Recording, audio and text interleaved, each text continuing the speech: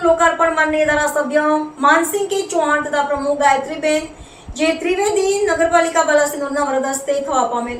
આજરોજ તારીખ 7/8/2025ના રોજ બાલાસિનોર ડેપો ખાતે એસટી નિગમ દ્વારા નવી ફાળવવામાં આવેલી 4 બસો હાલમાં બાલાસિનોર ડેપો ખાતેથી સંચાલિત થતા શેડ્યુલ 2 બસો ગાંગડી મોરબી એક્સપ્રેસ રૂટમાં અને 2 બસો બાલાસિનોર ધરમપુર એક્સપ્રેસ રૂટમાં ઉપર ફાળવવામાં આવેલ છે.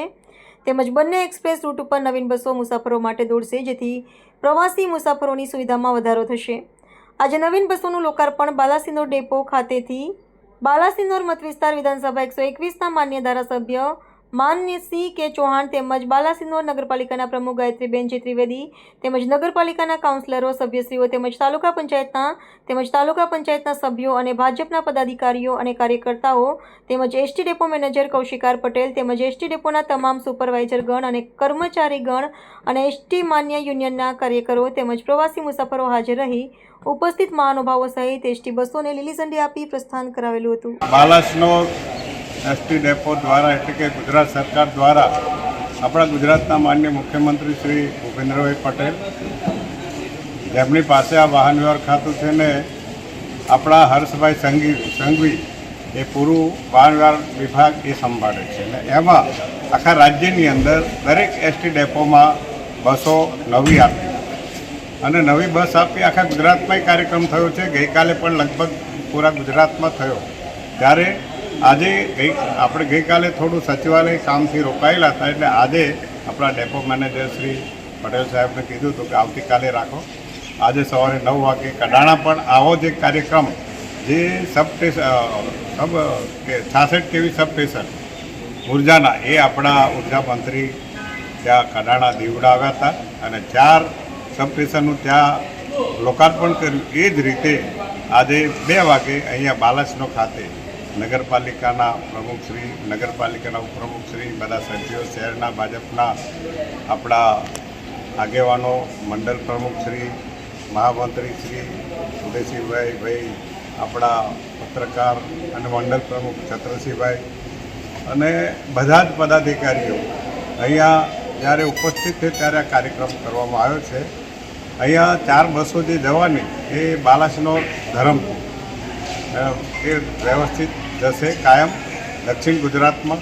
જ્યાં આપણા દક્ષિણ ગુજરાતમાં આજે જે ઉર્જાને નાણામંત્રી એ દક્ષિણ ગુજરાતના છે, આપણા પાટીલ સાહેબ પણ એ દક્ષિણ ગુજરાતના છે. ત્યારે એમ બીજી બસ એ મોરબી ગાંગડી જવાની, ગાંગડી એટલે કે દાહોદથી આગળ ત્યાં જવાની, અને બીજી 2 બસની આયોજન મોરબી હા એ રીતે આયોજન કરતા રહેજો. હજુ કેટલીક બસોની શરૂઆત છે, માગણી પણ કેટલીક છે, ને વ્યવસ્થિત થાય એ આપણે જરૂરી છે. આ વિસ્તારના જે ભાઈ બહેનો છે, મુસાફરો છે, ખેડૂતો છે, અને એ બધાને આનો લાભ મળે એટલા માટે થઈને આપણે આ કામ કરવાનું.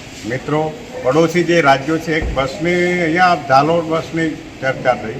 અઠવાડિયાથી અમારા ધ્યાને આવ્યું છે કે ભાઈ એ બાજુના જે કંઈ રાજસ્થાનના જે ભાઈઓ હોય છે, અહીંયા કેટલાક દીકરા દીકરીઓ ભણતી હોય અમદાવાદમાં, વડોદરામાં, ખેડૂતો અથવા વેપારીઓ અહીંયા વેપાર કરતા હોય, અથવા બીમાર માણસો હોય. મારા ઘણા એવા મધ્યપ્રદેશના કેટલા મિત્રો ઘણી વખત ફોન કરે, વડોદરા હોસ્પિટલ હોય કે અમદાવાદ. એ ગુજરાતમાં સારી સેવા થાય છે, સારી હોસ્પિટલો છે, સારી કોલેજો છે ભણવા બાળકોને. એટલે આ બધી વ્યવસ્થાના ભાગરૂપે આજે આપણી રાજ્ય સરકાર એટલે કે ભૂપેન્દ્રભાઈ પટેલ, આપણા મુખ્યમંત્રી શ્રી, વાહન વ્યવહાર મંત્રી અને એમની સાથે એ ગૃહમંત્રી, જેઓ પણ પૂરું ખાતું વાહન વ્યવહારે સંભાળે છે, ખૂબ જ ઉત્સાહિત છે ભાઈ આપણા સંઘવી સાહેબ. ત્યારે આ રીતે આ બસનું આયોજન કર્યું છે. બસ આપણી સંપત્તિ છે અને બસને પણ આપણે જાળવણી રાખીએ, એની કેળવણી રાખીએ, ધ્યાન રાખીએ, અને એ રીતે દરેક ગામે આનો લાભ મળે એ રીતે આપણે આ મુસાફરોને એ આપણે કામ કરવાનું છે. વિશેષ કહેતો નથી, અત્યારે સતત કાર્યક્રમો હોય છે, અને એમાં આ બધા શહેરમાંથી પણ બધા આગેવાનો, ગામડામાંથી પણ બધા આગેવાનો અહીં ઉપસ્થિત છે. ત્યારે બધાનો, અને ખાસ કરીને ડેપો મેનેજર અને એમની ટીમ એ પણ ઉત્સાહી છે. આ ટીમ ઉત્સાહી છે, સ્થાનિક છે, આજુબાજુના છે, એ પણ પોતાનું જ આ તંત્ર છે, પોતાની જ આ વ્યવસ્થા છે, એ રીતે દરેક મુસાફરોને સગવડ આપી રહ્યા છે. એવી કોઈ ફરિયાદ આવી નથી. ત્યારે જાળવી રાખજો અને સ્વચ્છતા રાખજો, કારણ કે આપણી સરકાર તો સ્વચ્છતામાં વિશેષ માને છે, અને એ રીતે આ ડેપોમાં સ્વચ્છતા પૂરેપૂરી રહે એ આપણે ધ્યાન રાખવાનું છે. વધારે કંઈ કહેતો નથી, પણ આજે અહીં મળવાનું થયું અને એક દિવસ લેટ કર્યો કાર્યક્રમ. ગઈકાલે અમારે સચિવાલય એવું કામ હતું જે જરૂરી હતું, એટલા માટે ડેપો મેનેજર રાખવાનું. આજે એ કામ થયું. જનોડનું પેલું સબસ્ટેશનનું ત્યાં કડાણાથી થયું. 3 બીજા સબસ્ટેશન 66 કેવીના એ ઉર્જા મંત્રી આપણા ભાઈ કનુભાઈ દેસાઈ સાહેબ જેઓ નાણામંત્રી પણ છે, અને શિક્ષણ મંત્રી કુબેરભાઈ ડિંડો આદિજાતિ મંત્રી એ પણ હતા, અને બધા જ આપણા પદાધિકારીઓ ભાજપની ટીમ પણ ત્યાં હતી. ત્યારે વધારે વાત ન કરતો અહીંયા થોડી વાર અડધો કલાક હાજર રહ્યા શહેર અને ગામડાના બધા આગેવાનો. ત્યારે